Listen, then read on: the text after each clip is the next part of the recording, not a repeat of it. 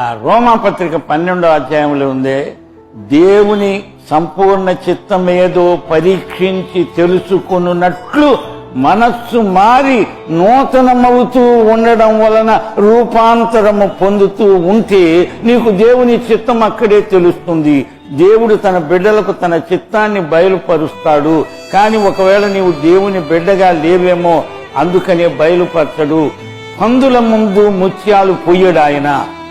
అందుచేత ఆయన నీకు బయలుపరుస్తాడంటే గాడ్ ట్రస్ట్ యూ. ఆయన చిత్తం బయలుపరిస్తే నీవు తప్పక చేస్తామని ఆయనకు నమ్మకం ఉంది కనుక బయలుపరుస్తాడు. కానీ తీరా దేవుని చిత్తం చెప్పిన తర్వాత ఇది నేను చెయ్యను అనుకుంటూ కూర్చుంటావు. నీ బలహీనత ఆయనకు తెలుసు. అలా కాదు, దేవుని చిత్తమేదో పరీక్షించి తెలుసుకున్నట్లు మీరు మనస్సు మారి నూతనం అవుతూ ఉండాలి. మనస్సు మారడం అంటే అర్థము ప్రతి నిమిషము మారాలి మన మనస్సు. నేనటి మనస్సు ఈ రోజు ఉండకూడదు. ఎందుకంటే యేసుప్రభు యొక్క మనస్సును మనము రోజు రోజు నేర్చుకుంటున్నాం కాబట్టి. అందుచేత ఆయన మనస్సును మనము కలిగి ఉండడమే repentance. Repentance is our life style.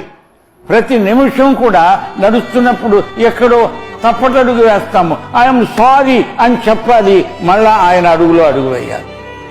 కనుక రిపెంటెన్స్ ఎప్పుడో సంవత్సరానికి ఒకసారో ఎప్పుడో ఏడుపు వచ్చినప్పుడు ఓ ప్రభు అని అరగంట ఏడ్చి మళ్ళా ఎప్పటికాలు ఇచ్చితే అన్నట్టు బతికితే అది బుద్ధి లేని క్రైస్తవం అంటారు. అని చెప్తేనే బులే క్రైస్తవం అని.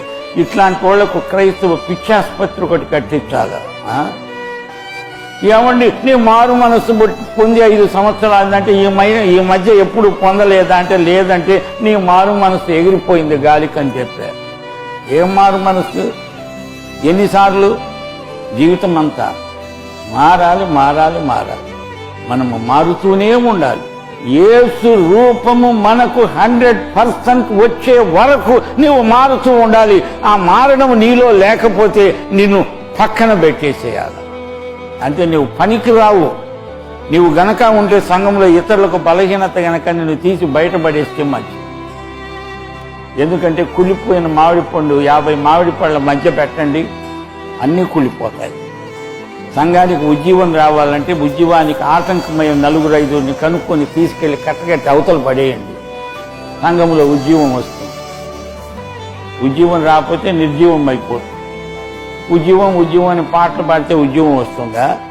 ఉజ్జీవానికి ఆటంకం ఏదో తెలుసుకొని దాన్ని తీసి అవతల పాడాలి. చేదు వేరే ఏదన్నా ఉంటే కట్ కట్ కట్. అప్పుడు కానీ మనం ప్రభువును మహిమపరచలేదు. ఇది నా హృదయంలో ఉన్న భారం మీతో పంచుకోవడానికి దేవుడు అవకాశం ఇచ్చిన దేవునికి మీకు నా కృతజ్ఞత.